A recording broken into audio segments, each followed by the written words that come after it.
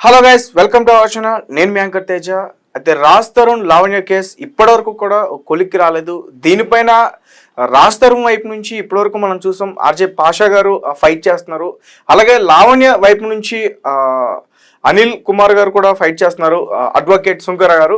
So అంటే అసలు వీళ్ళ ఇద్దరి మధ్య పోరు ఎలా ఉందంటే ఒకరిపైన ఒకరు చాలా చాలా నిందలు వేసుకుని చట్టంలో తెలుసుకోవాల్సిన విషయం మొత్తం కూడా రోడ్డు మీదకి తీసుకొచ్చేసారని చెప్పాలి. అంటే బూతులు కూడా తిట్టుకుంటున్నారు, అంత దారుణంగా ఉన్నాయి. సో దీనికి సంబంధించి ప్రస్తుతం మనతో పాటు మాట్లాడడానికి ఆర్జే పాషా గారు ఉన్నారు, ఆయనతో మాట్లాడదాం. నమస్తే అన్న. హాయ్ అండి. అయితే చాలా లోతు వరకు కూడా వెళ్ళిపోయిందని చెప్పాలి. అంటే ఒక మీడియాలో ఒక ఛానల్కి సంబంధించి ఇంటర్వ్యూకి వెళ్ళినప్పుడు మిమ్మల్ని ఒక చెప్పుతో కూడా తీసుకుని కొట్టడానికి ఆమె ప్రయత్నించింది. అసలు ఎందుకన్నా మీకు ఏంటి, మీరు నార్మల్ గా ఉండొచ్చు కదా? ఆమె చూస్తేనే నార్మల్ గానే ఉన్నాను. వాళ్ళే నిజాలు బయట పెడుతుంటే తట్టుకోలేక ఉడికిపోయి ఇటు పనులు చేస్తున్నారు. నేను మీరు గమనించండి, ఎక్కడ కూడా నా మాట కానీ ఇవేమి లేదు. వాళ్ళు బూతులు మాట్లాడడం, అగ్రెసివ్ గా బిహేవ్ చేయడం, దాడులు చేయించడం, ఇవన్నీ కూడా. ఇప్పుడు ప్రెసెంట్ మీ సిచ్యువేషన్ ఎలా ఉందన్న? అంటే దాడి చేపించింది అసలు ఎవరు, లావణ్యనా లేకపోతే అడ్వకేటా? అంటే మేబీ ఆయన పంపించాడేమో మనుషుల్ని. ఏంటి ఆయన డైరెక్ట్ గా మీ మీద అటాక్ చేస్తున్నాడు? అంటే బూతులు కూడా తిట్టాడు, చాలా దారుణమైన బూతులు నేను కూడా విన్నాను. అంటే ఆయన కేసు వీక్ అయిపోతుంది కదా నా వల్ల. ఇన్నాళ్ళు వన్ సైడెడ్ గెలిచేయచ్చు అనుకున్నాడు. నేను ఒకదాని తర్వాత సాక్ష్యాలు తీసుకొస్తున్నాను, లాజిక్ పాయింట్లు పట్టుకుంటున్నాను, మాట్లాడుతున్నాను, ఇవన్నీ చేస్తున్నాను. కేసు వీక్ అయిపోతుందని రగిలిపోతుంది. ఎలా ఆపాలి అప్పటిదాకా ఓపిక పట్టారు. ఎప్పుడైతే డ్రగ్స్ యాంగిల్ తీసుకొచ్చానో వెంటనే మనకు తెలుస్తుంది ఏంటంటే లావణ్య ఈయనకి 3 లక్షలు ఇచ్చింది. ఎవరికి? దిలీప్ శంకర్కి అని మనకు కాల్ రికార్డులో. ఆ 3 లక్షలు దేనికి ఇచ్చింది? రాజ్ తరుణ్ కేసు కోసం కాదు, డ్రగ్స్ కేసులో క్వాష్ చేయించమని. సో బయటకి ఏం జరుగుతున్నా కూడా లోపల జరుగుతున్నది ఈ కోణం. ఎప్పుడైతే నేను డ్రగ్స్ కేసులో వేలు పెట్టడానికి ట్రై చేశానో అప్పుడు ఆన్ ద స్పాట్, మీకు గుర్తుపెట్టుకోండి, అప్పుడే చెప్పబడింది. అప్పటిదాకా ఇప్పుడు జనరల్గా అమ్మాయికి నిజంగా రికార్డ్స్ అయిన అమ్మాయిని నువ్వు వేరే వాడితో సంబంధం పెట్టుకున్నావు అంటే అప్పుడు చెప్పుకో తీసుకొడతారు. నా మీద ఆ రోజు ఎప్పుడైతే నువ్వు మస్తాన్ సాయితో నీకు ఎఫ్ఐఆర్ ఉంది కదా అని చెప్పి నేను అడిగిన రోజున ఆ రోజు నా మీద ఏమలేదు, ఆవిడ మామూలుగానే ఉన్నది, లేదో ఉందని చెప్పుకుంది. కానీ ప్రీతి కేసు, ప్రీతికి నువ్వు అసలు ప్రీతి అనే ఆమె ఎవరు, ఆమె అసలు ఎలా ఎంటర్ అయింది, తర్వాత ఆమె మీద కూడా దాడి చేయడానికి ప్రయత్నించారంటూ కూడా ఒక అడ్వకేట్ ఆమె వైపు కూడా ఫైట్ చేస్తున్నారు కదా. ఆవిడ ప్రీతి అనే ఆవిడ ఇంటర్మీడియట్ చదువుకొని అప్పుడే ఇంకా ఏదైనా మంచి కెరీర్ చేద్దాం అనుకుంటున్నాను కూడా. చిన్నపిల్ల, ఒక 20-21 ఏళ్ళ పిల్ల. ఆ టైంలో ఆవిడకి ఇది ఇంట్రెస్ట్. సో డిజిటల్ మార్కెటింగ్ అని ట్రావెల్ వ్లాగ్స్ చేద్దామని చెప్పి అనుకుంటున్న టైంలో తన ఫ్రెండ్ ఉదయ్, అతను ఈవిడ్ని పరిచయం చేశాడు. అక్క లావణ్య అప్పుడు 32 ఏళ్ళు అప్పటికి ఆవిడ చేసి, ఒక అక్క కూడా ఇంట్రెస్టెడ్, ఇద్దరు కలిసి చేయొచ్చు అని చెప్పి చేసిన ఫస్ట్ రోజే ఈ విల్లాకి వెళ్ళంగానే అక్కడ ఈవిడికి బలవంతంగా డ్రగ్స్ అలవాటు చేసిందట. ఇట్ కుడ్ బి లైక్ ఆదమర్చున్నప్పుడో లేకపోతే ఏముంది, ఒక పొడి తీసుకొని అని పెట్టేస్తే ఏంటి దాని లోపల కోక్ పోసేసింది. ఓకే. ఈవిడికి అంటే ఈ అలా చేసేటప్పటికీ ఇంకా అప్పటి నుంచి ఆ నెక్స్ట్ రోజు ఇంకేదో రకంగా, ఇగో నా చెల్లెలు అయితే నువ్వు చెయ్యి, ఏం కాదు, ఇది నేను చేస్తున్నా కదా, నువ్వు కూడా చెయ్యి, ఏం కాదు అన్నట్టుగా ఆవిడకి అలవాటు చేసి 1.5 సంవత్సరం పాటు ఆ అమ్మాయిని అన్ని రకాలుగా చెడగొట్టి ఆ వీడియోలు అన్నీ అది అవుతున్న ఆ 1.5 year టైంలో ఆ అమ్మాయి వీడియోలు అవన్నీ రికార్డ్ చేసి, అమ్మాయి తర్వాత ఆ అబ్బాయి ఉదయ్ ఫోన్ తీసుకొని వీళ్ళిద్దరికి మధ్య ఉన్న పర్సనల్ ఫొటోస్ అవన్నీ కూడా తీసుకొని ఇవన్నీ పెట్టుకొని ఆవిడని బ్లాక్మెయిల్ చేస్తూ ఏ స్టేజ్కి వెళ్ళిపోయింది అంటే అమ్మాయి సూసైడ్ చేసుకునే స్టేజ్కి వెళ్ళిపోతే, ప్రీతి అనే అమ్మాయి సూసైడ్ చేసుకునే వరకు వెళ్ళిపోయింది. పాప అమ్మాయి ఇన్స్టాగ్రామ్లో కూడా పెట్టింది, నేను ఈ అమ్మాయి వల్ల సూసైడ్ చేసుకుంటున్నానని చెప్పి. ఇప్పుడు కాదు, మన కోసం అప్పుడే 1 సంవత్సరం క్రితం మీరు బయటకు తీసారా? ఉంది. అలా పెట్టి సూసైడ్ చేసుకుంటున్న టైంలో జాగ్రత్త ఈ అమ్మాయితో కూడా పెట్టింది. ఆ రోజు 1.5 year 1 year క్రితం చనిపోతుంటే వాళ్ళ అమ్మ వాళ్ళు మొత్తానికి సేవ్ చేసుకుని ఆ అమ్మాయిని రీహాబిలిటేషన్ కేంద్రంలో చేరిస్తే, తర్వాత మొత్తానికి డ్రగ్స్ అంతా మానేసి బయటపడి మళ్ళీ హైదరాబాద్లో ఉంటే ఈవిడ పిలుస్తూనే ఉంటుంది అనమాట, రా ఇంటికి రా చేద్దాం అని చెప్పి, కంపెనీ కావాలి. అమ్మాయి ఇక్కడ లేను, నేను బెంగళూరు వెళ్ళిపోయాని చెప్పుకుంటూ అలా కొన్నాళ్ళు తప్పించుకున్నా కూడా ఇప్పుడు ఎప్పుడైతే ఈ కేసు వచ్చిందో నేను రాజ్ తరుణ్కి సంబంధించిన సాక్ష్యాల కోసం వీళ్ళని అడిగాను. అప్పుడు ఈ అమ్మాయి వాళ్ళు బెదిరించడం మొదలు, నువ్వు పొరపాటున ఏమైనా చెప్తావేమో నా గురించి, రాజ్ తరుణ్ తమ్ముడు అని చెప్పింది. సో రాజుతో ఎవరికి తమ్ముడు? లావణ్యకి. అంటే ఇప్పుడు పెద్ద ఇదో కొత్త లావణ్య పెద్దది, రాజ్ తరుణ్ కన్నా 1 year ఎంత పెద్దది. అందుకని రాజ్ తరుణ్ నా తమ్ముడు అని చెప్పిందట. బయట ఏమో హస్బెండ్ అని చెప్తున్నావు ఎందుకని అంటే, బయట ఒక సెక్యూరిటీ కోసం, స్టేటస్ కోసం నేను అలా చెప్తానని కూడా చెప్పిందట. ఓకే, మస్తాన్ సాయి కాల్లో ఉంటుంది అది. మస్తాన్ సాయి కూడా తమ్ముడు అని చెప్పిందట. సో ఇవన్నీ కూడా బయటకు వస్తాయని ఆవిడేదో అలాంటివి చెప్తారేమో అనుకుంటే, వీళ్ళు ఆ టెన్షన్ తట్టుకోలేక, ఆ బ్లాక్మెయిల్ భరించలేక బయటకు వచ్చేసి అప్పుడు చెప్పిన విషయం ఏంటంటే, ఇట్లా నాకు బలవంతంగా డ్రగ్స్ అలవాటు చేసి ఆ వీడియోస్ ఇవన్నీ తీసుకుని నన్ను బ్లాక్మెయిల్ చేస్తుంది అని చెప్పి ఇప్పుడు బయటపడ్డారు. వాళ్ళని ఇంకా నేను పోలీసుల దగ్గర తీసుకెళ్ళి వాళ్ళతో కంప్లైంట్ ఇప్పించడం ఇవన్నీ కూడా చేశాను. ఇది జరిగింది. ప్రీతితో కంప్లైంట్ ఇచ్చిన తర్వాత మీ మీద అటాక్ జరిగిందా? దానికన్నా అటాక్ జరిగిందా? కాల్ ఇట్లా మాట్లాడుతుంటే అప్పుడే అటాక్. ఈయనేమో ఇటుపక్క కాల్లో ఈయన రెచ్చిపోతున్నాడు, ఇటుపక్క ఈవిడ బూతులు. అంటే ప్రీతి గురించి స్పాట్ లో జరిగింది ఇదంతా అదే రోజున. ఎక్కడ చెప్పేసారు జీ స్టూడియోలో. Okay okay. అదే రోజు కరెక్ట్ గా నేను అక్కడ అసలు యాక్చువల్గా అక్కడ ఉందని కూడా తెలియదు. నేను వెళ్ళింది దేనికి అంటే, భయ నాకు ఒక ఇంపార్టెంట్ ఇన్ఫర్మేషన్ వచ్చింది, ఇట్లా ఒక అమ్మాయి పాపం బాధితురాలు, దాని గురించి మాట్లాడడానికి వెళ్ళినప్పుడు నేను మాట్లాడినట్ల ఆ అమ్మాయి కాల్ తీసుకొని చూడండి, అమ్మాయి చెప్పేది వినండి అంటే కూడా మాట్లాడేమట్ల అంతే. సో ఎవరో అనామకురాలు ముక్కుమోహం తెలియని వాళ్ళని తీసుకొచ్చి నేను మాట్లాడించాను అనుకో, నా తప్పు. కానీ ఈవిడే ఒప్పుకుంది, ఈ అమ్మాయి నాకు తెలుసు, ఈ అమ్మాయి చాలాసార్లు మా ఇంటికి వచ్చింది అని చెప్పి తర్వాత ఒక కాల్ కూడా రిలీజ్ చేసింది. ఆవిడకి ఈవిడికి ఎంత దగ్గర సంబంధం ఇవన్నీ కూడా. So there is no denying. అదే రోజు దిలీప్ శంకర్ గారు అక్కడ ఉన్నారా? ఆయన జూమ్ కాల్ లో ఉన్నారు. ఈవిడేమో ఇక్కడ కూర్చొని ఉంది. ప్రీతికి నువ్వు బలవంతంగా డ్రగ్స్ అలవాటు చేసావు అనగానే అప్పుడు నేను చెప్తున్నాను కదా, జనరల్ గా కోపం రావాల్సింది అప్పుడు, కానీ ఇప్పుడు పడింది. అంటే ఏంటి, నిజం బయటకు వస్తుందన్న భయం అనమాట. ఏంటి ఆయన అంతలా మీ మీద అంటే అలాంటిది లేవు, ఎప్పుడు లేవు. అది ఆపాలి, ఆ టాపిక్ రాకూడదు. ఏదో ఒకటి చేసి రచ్చ చేసి ఆ టాపిక్ కాకుండా, ఇప్పుడు ఏమైనా హైలైట్ అయింది, చెప్పు విసిరని లావణ్య చేయి చేసుకున్న శేఖర్ భాష, ఇదే కదా హైలైట్ అయింది. అసలు విషయం బయటకు రాలేదు కదా, ఈ చిన్నపిల్లకి డ్రగ్స్ అలవాటు చేసింది అనే విషయం. సో అక్కడ సైడ్ అయిపోయినా నెక్స్ట్ తర్వాత మెల్లగా బయటకు వచ్చేసింది. అంటే లావణ్యకు సంబంధించి ఆల్రెడీ డ్రగ్స్ కేసు నడుస్తుంది, ఆమె అరెస్ట్ అయింది, బయటకు వచ్చింది రీసెంట్ గా అంటూ కూడా కొన్ని వార్తలు మేము విన్న వార్తలు కాదు, నిజం అది. అంటే ఇలాంటి సందర్భంలో మళ్ళీ ఎందుకు డ్రగ్స్ గురించి మీరు బయటకు తీసుకొచ్చారు? ఈ రాజ్తరుణ్కి సంబంధించిన ఇష్యూ మీదే మీరు మాట్లాడాలి కదా. రాజ్తరుణ్కి సంబంధించిన ఇష్యూ కాదు, నేను దీని గురించి మాట్లాడా, ఎవడన్నా రూల్ పెట్టాడా ఏంటి? అలా ఏం లేదు కదా. ఈ అమ్మాయి వచ్చింది ఒక బాధితురాలు, నాకు తెలిసిన నిజం నేను మీడియాకి చెప్పాలనుకున్నాను. అండ్ ఎస్పెషల్లీ చాలా బాధ కూడా వేసింది, చిన్న పిల్లగా ఇలా ప్రీతి చాలా బాధ వేసింది. ఎవరన్నా మీ ఇంటికి వస్తే అతిథిలా ట్రీట్ చేయాలి తప్ప, నువ్వు వాళ్ళని ఇలా తప్పుడు అలవాట్లు చేసి బూతులు నేర్పించి ఆ వీడియోలు తీసుకొని అలా అటాక్ చేయడం అంటే మీ మీద ఎలా అటాక్ చేశారు? అంటే రాడ్లు అట్లాంటి? ఈవిడ ఫస్ట్ వచ్చి గొడవ పెట్టుకుంటది, నేను ఎప్పుడైతే తోసేస్తానో వెంటనే మిగతా వాళ్ళందరూ వచ్చేసి ఒక 3 ఉన్నారు, ఆడపిల్ల మీద చేసుకుంటారని వచ్చి మీద పడ్డారు. కొట్టారన్న మిమ్మల్ని? ఎక్కడన్నా ఇదంతా జీ స్టూడియో దగ్గర జరిగిందా? కింద. ఓకే, అక్కడైనా లేకపోతే ఇంకెక్కడైనా పర్సనల్ గా మిమ్మల్ని ఫాలో చేసి అట్లా చేయడం అన్నా జరిగింది? మీరు చెప్పండి ఓపెన్ గా, పర్వాలేదు. ఇంతవరకు తీసుకొచ్చారు అంటే ఈవిడ ట్రాకింగ్లు చేస్తుంది, కాల్ డీటెయిల్స్ తీసుకోవడము, సెల్ ఫోన్ అవే కదా ఇంకా అందరివి చూస్తూ ఉంటుంది అనమాట. ఎందుకంటే ఈ ప్రీతి ఉదయ్ వాళ్ళని ట్రాక్ చేస్తున్నారు, వాళ్ళు ఎక్కడికి, వాళ్ళ సాక్ష్యం చాలా ఇంపార్టెంట్, మేము వాళ్ళని కొంచెం సేఫ్ ప్లేస్లో పెడితే ఆ లొకేషన్ తెలుసుకొని వచ్చి వాళ్ళని చంపేస్తామని చెప్పి ఎదిరించారు. జరిగింది ఇది. అంటే బ్యాక్గ్రౌండ్ ఉందా? డ్రగ్ మాఫియా కదా. సో అదొకటే అంటే వేర్ కన్సర్న్ లిటరల్లీ. ఎందుకంటే ఒక మనిషి పర్సనల్ డీటెయిల్స్, కాల్స్, లొకేషను నువ్వు ఒకరికి తీసిస్తే వాళ్ళు రేపు ఎవరన్నా మనిషిని చంపేస్తే ఎవరు రెస్పాన్సిబుల్? ఎవరో ఇంటర్నల్గా పోలీస్ డిపార్ట్మెంట్లో ఈవిడికే ఇన్ఫర్మేషన్ పాస్ చేస్తున్నారని డౌట్. అదే మా డౌట్. లేకపోతే ఎట్లా తెలుస్తుంది ఇంత క్లియర్గా ఎవరెవరికి ఫోన్ చేస్తున్నారు డీటెయిల్స్? అంటే పోలీసుల మీద మీకు అనుమానం ఉంది అంటే అదే అనిపిస్తుంది నాకు. కొంచెం లిటరల్లీ ఎలా తెలుస్తాయి ట్రాకింగ్ డీటెయిల్స్ ఇవన్నీ కూడా తెలుసుకోవడం? ఆ రోజు నేను లైవ్కి వెళ్ళిన విషయం కూడా, ఆవిడ ఎక్కడో కోకాపేటలో ఉండే ఆవిడ 10 నిమిషాలు ఎలా వచ్చింది అక్కడికి? అంటే మీకన్నా ముందే మన పిలిచి ఉంచారు? అయితే ఏం లేదు, మీరు వచ్చిన తర్వాత వచ్చిందా? ఆవిడ ఎందుకు పిలుస్తారు? ఆవిడ అసలు she was not invited to the interview. నన్నే పిలిచారు.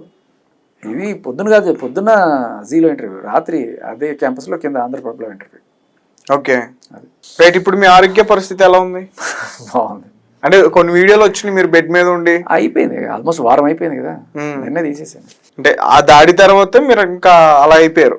ఏమైపోయినా బాగానే ఉన్నాను, ఏం కాలేదు. కాకపోతే జస్ట్ దీనికోసం ఈ కాలర్ బోన్ మీద గట్టిగా దెబ్బ తగిలింది. మరి మీకు అనిపించట్లేదన్నా ఎందుకు ఇదంతా మనం వాళ్ళు చూసుకుంటారు, మధ్యలో మనకి ఎందుకు? మిమ్మల్ని ఇంకా ఇప్పుడు రాజతరుణ్ విషయం పక్కన పెట్టి మిమ్మల్ని వ్యక్తిగతంగా టార్గెట్ చేసినట్టు అనిపిస్తుంది నాకు. అది వదిలే, నీకు ఎన్నేళ్ళు సుమారుగా? ఒక 25 ఏళ్ళు ఉంటాయి. అవును. ఓకే.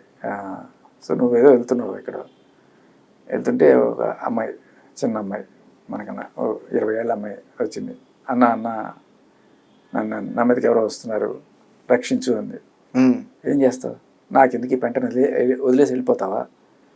లేదు, రక్షించడానికి ట్రై చేస్తావా? రక్షించడానికి ట్రై చేస్తాం కదా. ఒక 4 వచ్చినా 3 వచ్చినా మన చేతనైనా సాయం మనం చేద్దాం అనుకుంటాం. ఎందుకంటే బీయింగ్ ఎ మ్యాన్, మనం ఒక అమ్మాయి చెడితే మళ్ళీ అలా పొమ్మలేం. రాజతరుణ్ విషయం వదిలేసే, ఆయనకి తేలిపోయింది, క్లియర్ కట్గా కోర్టు కూడా నమ్మేసింది, బెయిల్ ఇచ్చేసింది. అది అయిపోయిన తర్వాత పాపం ఈ అమ్మాయి వచ్చి ఇలా జరిగింది అని అమ్మాయి నిలబడి చెప్దాం అనుకుంటే నేను తన ధైర్యంగా నిలబడ్డా. అమ్మాయి అడిగింది, నేనున్నాను. ఓకే, ఓహో ఇలా వచ్చిందా, రైట్. ఆ అమ్మాయి మీకు అడిగింది, అన్న మీరు నా వైపు ఉండండి, నాకు ఇట్లా అన్యాయం జరిగింది, నేను ఇట్లా మోసపోయాను, సరే ఇట్లా నేను నష్టపోయాను అని చెప్పి అడిగితే మీరు ఆ అమ్మాయి వైపు నుంచున్నారు. దాని తర్వాత వ్యక్తిగతంగా మిమ్మల్ని టార్గెట్ చేశారు, అంతే. ఇప్పుడు ఎలా ఉందన్న పరిస్థితి? అంటే ఇప్పుడు ప్రెసెంట్ ఇప్పుడు వాళ్ళే కొట్టుకుని వస్తున్నారు కదా. ఈమె మస్తాన్ సాయిని పట్టించిందో, మర్చిపోయాను, రీసెంట్ గా వచ్చిన న్యూస్. మరి మస్తాన్ సాయిని అరెస్ట్ చేశారు గుంటూరులో అని చెప్పి, లావణ్యని కూడా అరెస్ట్ చేయబోతున్నారు అంటూ కూడా వచ్చింది, నిజమేనా? అంటే ఇంకా తెలీదు, బట్ మస్తాన్ సాయిని అరెస్ట్ అయితే కన్ఫర్మ్ చేశారు. ఎందుకు, దేని గురించి? గుంటూరు వెళ్ళిందట, మరి ఎందుకు, దీని గురించి వెళ్ళిందా, పోలీసులకి ఏమైనా సాక్ష్యాలు ఇచ్చిందా? మస్తాన్ సాయి నిన్న ఈవిడ గురించి మొత్తం బయట పెట్టాడు కదా, మొత్తం విషయం చెప్పాడు కదా, అందుకని కోపంతో మస్తాన్ సాయికి సంబంధించిన ఏమైనా ఇచ్చిందేమో. అంటే ఒకవేళ అదే నిజమైతే ఒక డ్రగ్ పెడ్లర్ని ఇన్నాళ్ళు నువ్వు కాపు కాసావు, అంతేనా? మస్తాన్ సాయి డ్రగ్ పెడ్లర్ అనే విషయం నీకు తెలిసి ఇన్నాళ్ళు పోలీసులకి అవి చెప్పకుండా ఇన్నాళ్ళు దాచిపెట్టుకున్నావు. ఇవాళ నీకేదో పర్సనల్గా అతను నీకు సంబంధించి చెప్పాడని చెప్పి ఇవాళ అతను పట్టించడానికి నువ్వు ట్రై చేసావు. ఒకవేళ అదే ఆవిడే పట్టించుంటే ఎంత దారుణం. అంటే అందరినీ కాపు కాస్తాం మనం, మనకి ఎప్పుడైనా వచ్చినప్పుడు మాత్రమే వాడతాం. నిజానికి సమాజానికి సేవ చేయాలో లేకపోతే పోలీసుకి ఇన్ఫర్మేషన్ ఇవ్వాలనేది ఏ రకమైన ఇది లేదు. తప్పు కదా. నీకు ఒక దొంగని తెలిసి దాచిపెట్టావు ఇన్నాళ్ళు, ఇవాళ బయట పెట్టావు, సంవత్సరం తర్వాత 2 సంవత్సరాల తర్వాత. అది కూడా వాడు నేను ఏదో చేస్తాడని కక్షతో పట్టించావు. చాలా తప్పది. దీనికి సంబంధించి మీకు బెదిరింపు కాల్స్ వస్తున్నాయి, నిజమేనా? నాకెందుకు వస్తాయి? అసలు ఒక్క కాల్ కూడా రాలేదా? నాకు ఏం జరిగింది, ఎలా పట్టుబడ్డారు, ఏంటి అని వస్తుంది, నాకు ఇంకా ఇన్ఫర్మేషన్ తెలియాల్సి. లావణ్య మీకు ఎన్నిసార్లు కాల్ చేసింది ఇప్పుడు వరకు? ఒకసారి, అప్పుడు నేను గట్టిగా తిట్టాను, గుర్తుందా మీకు? కాల్ కూడా బయటకు వచ్చింది. వాళ్ళ అమ్మని ఎలా తిడతావు నువ్వు, అసలు ఆడదానివైనా ఎట్లా అంటావు అని చెప్పి గట్టిగా అన్నాను. డ్రగ్స్ అమ్ముకునే లుచ్చే పనులు చేసావు నువ్వు అని చెప్పి గట్టిగా తిట్టాను కదా, ఒకటే సార్. దాని తర్వాత ఇప్పుడు కాల్స్ కానీ ఎప్పుడు చేయలే. అంటే నాకు తెలిసింది ఏంటంటే మిమ్మల్ని ఆగిపోండి, సైలెంట్ అయిపోండి, ఇండైరెక్ట్ గా మీకు కాంటాక్ట్ అవ్వడానికి ట్రై చేశారని నేను విన్నా. అంటే ఆవిడ కొట్టేసి తోసాను కదా, ఆ తోసిన దానికి ఆవిడకి ఇంకేదేదో అయిపోయి ప్రాణహాని అయిపోయి అన్నీ అయిపోయింది అనేది కేసు పెట్టింది పోలీస్ స్టేషన్లో. సో ఆ కేసు తీయాలంటే నేను మాట్లాడకుండా ఉండాలని చెప్పి ఒక బేరం పెట్టారు. హలో అన్న, అంటే ఇప్పుడు మీరు తిరగబడరా స్వామి ఆ ప్రెస్ మీట్కి కూడా వెళ్ళినట్టున్నారు, అక్కడ కూడా రాజతరుణ్ గారు మీరు షేర్ చేసుకున్నారు. అసలు అంటే ఆయన మాట్లాడుతుంటే తను తడబాడుతున్నట్టు అనిపిస్తుంది. రాజతరుణ్కి కొంత అదేదో అంటారు స్టేజ్ ఫియర్ లాంటిది, క్లోజ్డ్ రూమ్స్లో అతనికి కొంచెం తడబడతాడు. అంటే ఇప్పుడు అతని ఆరోగ్య పరిస్థితి బాగాలేదని కూడా విన్నాను నేను. ఇప్పుడు బాగానే ఉందా? He's fit and fine. ఎప్పుడైతే బెయిల్ వచ్చిందో ఆ తర్వాత నేను 2-3 సార్లు మాట్లాడాను, చాలా పాజిటివ్గా అనిపించింది. He's good. వాళ్ళ ఫ్యామిలీ మీద అటాక్ చేశారు అని చెప్పేసి? అటాక్ కాదు, ఇంటికెళ్ళి తలుపులు బాది ఊరికే రచ్చ చేయడం అంతే. అంటే బేసికలీ మనుషుల్ని ఇరిటేట్ చేయడం. ఇందులో పవన్ కళ్యాణ్ అభిమాని అనిల్ కుమార్ దేశ్ముఖ్, ఆయన అభిమాన ఎవరు, దిలీప్ శంకర్ అభిమాని అనుకుంటా. ఆయన ఎంట్రీ అసలు ఏంటి, ఆయన ఏం మాట్లాడాడు అసలు అక్కడ నిన్న స్టూడియోలోనా? ఏమో ఆయన ఏమంటాడంటే, ఏమో మరి నేను విన్నది, నాతో కూడా ఒకసారి ఫోన్ చేసి మాట్లాడి, ఎవడో కూడా నాకు తెలియదు, చేసి ఎవరో అంటే సరే ఏంటి విషయం అంటే, నాకు లావణ్యే న్యాయం అనిపిస్తుంది. అంటే సరే ఇది విన్ అని చెప్పి 2-3 పంపించారు. ఉమ్, విన్న తర్వాత కూడా ఆవిడే ఎందుకంటే ఇప్పుడు పెళ్ళాం కనుక తప్పు చేస్తే, పెళ్ళామో ప్రియురాలు ఎవరన్నా తప్పు చేస్తే, డ్రగ్స్ చేసినా లేకపోతే అక్రమ సంబంధాలు పెట్టుకున్నా అది నీ తప్పు, నువ్వు చూసుకోలేదు కాబట్టి ఆవిడ అట్లా అయింది. ఉమ్, కాబట్టి నువ్వేం చేయాలి, ఆవిడని సరైన మార్గంలోకి పెట్టుకోవాలి, ఉమ్, అది మంచి చెప్పి మంచి దారిలోకి తెచ్చుకోవాలి. ఉమ్, సో అది ఆయన పాయింట్ ఆఫ్ వ్యూ అనమాట. ఉమ్, ఎవడిష్టం వాడిది కదా. ఇప్పుడు మొగుడు పెళ్ళాలు కలిసి ఉన్నారు, మొగుడు వేరే అమ్మాయితో వెళ్ళాడు, పెళ్ళానికి కోపం వచ్చింది, నేను నీతో ఉండను అనొచ్చు, లేదు ఆయన క్షమించవచ్చు, అది ఆవిడ ఇష్టం. ఉమ్, లేదు ఎవరో దేశముఖ్ చెప్పాడని చెప్పి ఇంకోటి చెప్పాడని చెప్పి ఉండదు కదా, వాళ్ళ పర్సనల్ చాయిస్ అది. గాంధీజీ ఒక చెంప మీద కొడితే ఇంకో చెంప చూపించమన్నాడు, అలా అని ప్రతి ఒక్కరు చూపిస్తాడా, ఇంకో చెంప పక్కలు కొడతాడు, అంతే కదా. ఆదర్శం ఏదైనా అవ్వచ్చు, మనిషికి ఒకవేళ నువ్వు తప్పు చేస్తే అతనికి అసలు మీరు రాజ్ వైపే ఉండాలని ఎందుకు అనిపించింది? రాస్తారు వైపు ఏం లేదు, నేను వచ్చిందే తప్పుడు కేసు అని తెలిసే వచ్చాను. నేను ఈ తప్పుడు కేసు ఇదిగో చూడండి అని చెప్పి నేను సాక్ష్యాలు పట్టుకొచ్చి చూపించాను. బేసికల్ పాయింట్ మీకు మళ్ళీ మళ్ళీ అదే చెప్తున్నాను, మగాళ్ళ మీద ఈ చట్టంలో ఉన్న సెక్షన్స్ ఏవైతే ఉన్నాయో ఆడవాళ్ళకి ఫర్గా ఉన్నాయి, 493, 498A ఇలాంటివి వాడి ఒక పెద్ద ఇండస్ట్రీ నడుస్తుంది. సో ఏంటంటే నన్ను ఏదో నీకు ఒక అమ్మాయి పరిచయం అయింది, ఏదో కొంత క్లోజ్గా మూవ్ అయ్యారు అనుకో, ఆ 2-3 ఫోటోలు చాలు వెళ్ళి నీ మీద కేసు పెడతారు. ఏమని, సార్ మీ పేరు మర్చిపోయి, నా పేరు తేజ అని.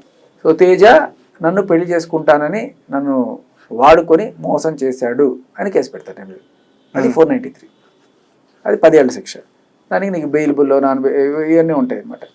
సో ఇంక నువ్వు లాక్కోలేక పీక్కోలేక ఏదో ఒకటమ్మా నీకు ఎంతో కొంత తెచ్చుకొని వదిలించుకోవాలని చెప్పి వాళ్ళు. సో బేసికలీ ఈ దందా చేసేవాళ్ళు ఫస్ట్ టైం కాదు, 2, 3 సారో 4, 5 సారో పెడుతుంటారు ఇట్లాంటివన్నీ కూడా. ఫస్ట్ టైం ఒకసారి ఏదో దీంట్లో పెడతారు, వాళ్ళు చవి చూస్తారు, ఓకే మనం చేయొచ్చు అని చెప్పి. సో కొంతమంది పోలీసులు కూడా ఒక అమ్మాయి కూడా దొరికితే వీడి దగ్గర డబ్బులు ఉన్నాయనుకుంటే పెట్టండి మనకి ఎంతో కొంత వస్తాయి కదా షేర్ చేసుకుందాం అనే టైప్లో ఉండేవాళ్ళు కూడా ఉంటారు కొంతమంది. అందరూ అన్నాం కొంతమంది. మీకు సైలెంట్ అయిపోండి పాషా గారు, ఇంక అమౌంట్ వస్తుంది కాల్స్ వచ్చే అమౌంట్ వస్తుందని ఎవరు కాదు, సైలెంట్ అయిపోండి ఎందుకు సార్ ఇంకా మనకి అనేవాళ్ళు చాలా మందే ఉన్నారు.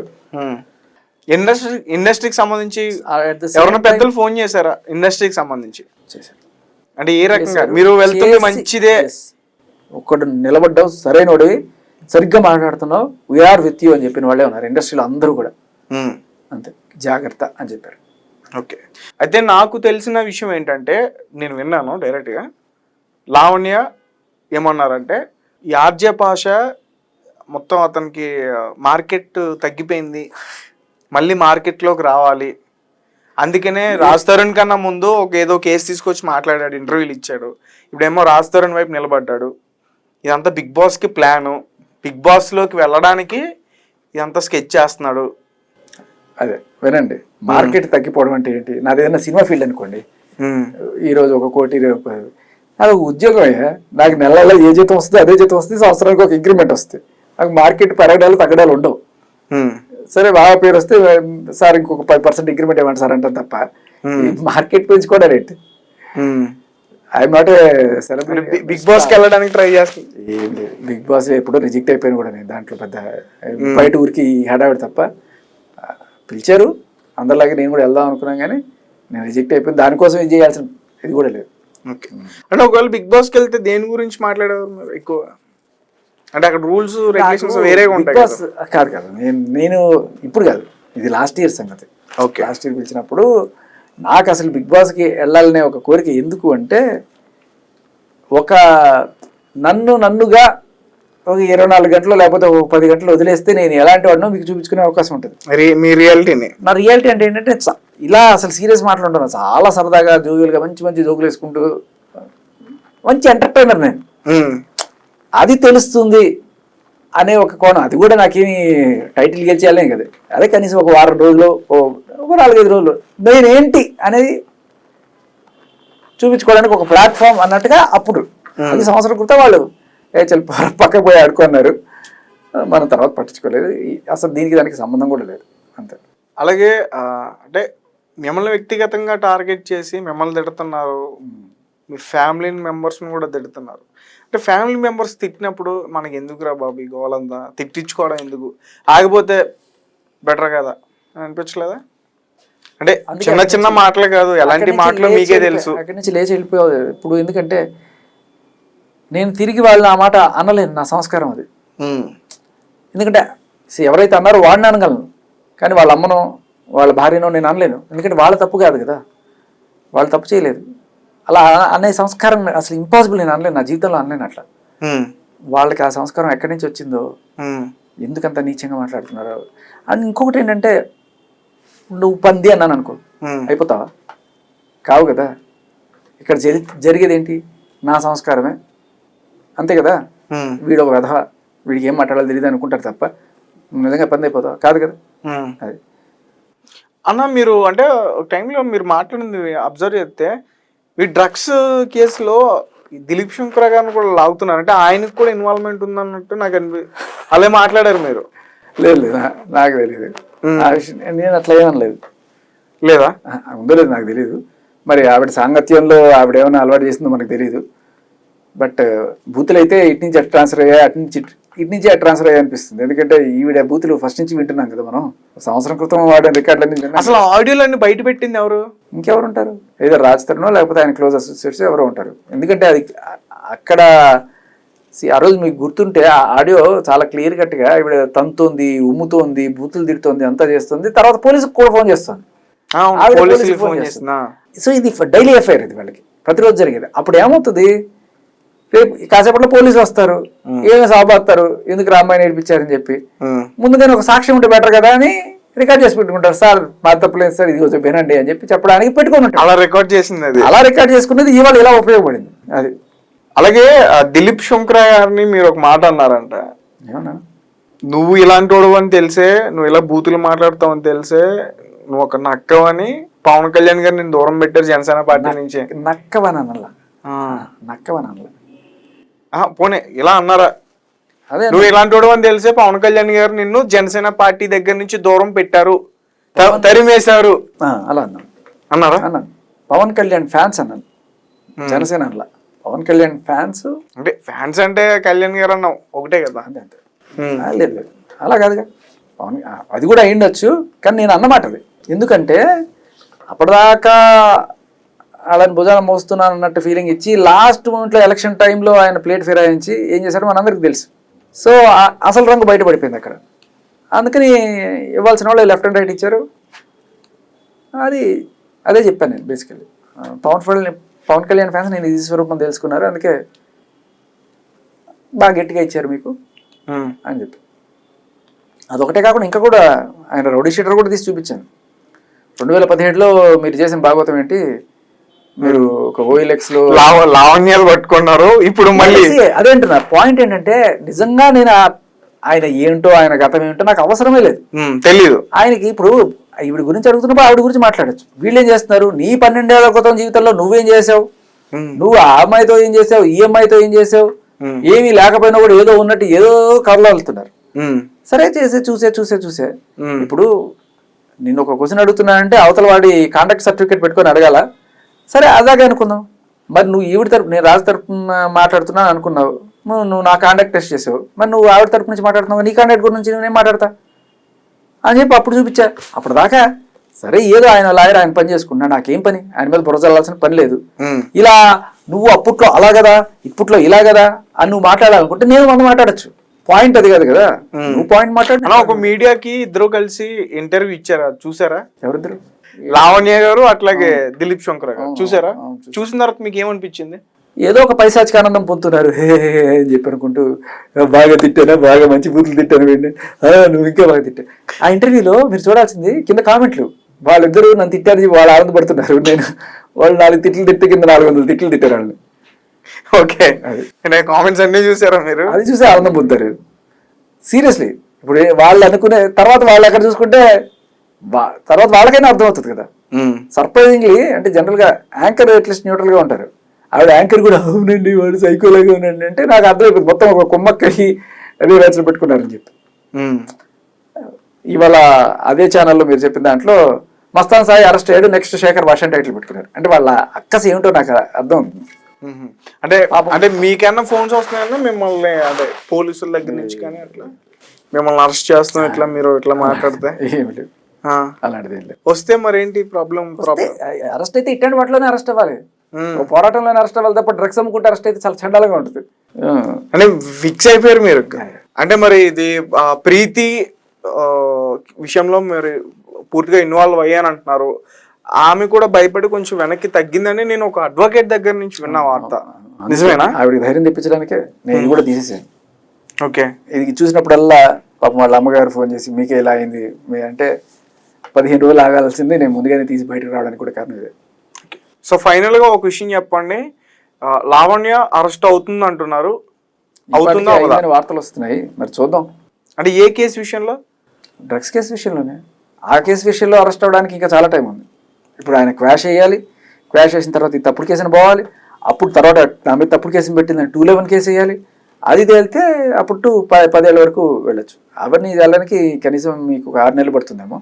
బట్ ఇది డ్రగ్స్ కేసు ఈ అమ్మాయికి బలవంతంగా ఇచ్చిందని ఈవిడ చెప్పడం, 4 రోజుల క్రితం వీళ్ళందరూ కలిసి ఆ విల్లాలో కూర్చొని మస్తాన్ సాయి అండ్ ఈవిడ అండ్ ఎవరో ఈవిడతో పాటు జైల్లో ఉండొచ్చిన ఆవిడ రూమ్మేట్ ఎవరో ఆవిడతో ఇంకా ఉనిత్ రెడ్డి అని ఆయన వీళ్ళందరూ కలిసి అక్కడ ఇంజక్షన్లు ఏవో తెప్పించుకొని పార్టీలు చేసుకున్నారని చెప్పి ఆ శ్యామ్ అని అతను చెప్పడం. ఇన్ని చెప్పిన తర్వాత కూడా మరి పోలీసులకి డౌట్ రాకుండా వాళ్ళు బ్లడ్ టెస్టులు చేసి పట్టుకోకుండా ఏం చేస్తున్నారని నాకు డౌట్ వచ్చింది. లెట్స్ హోప్ వాళ్ళు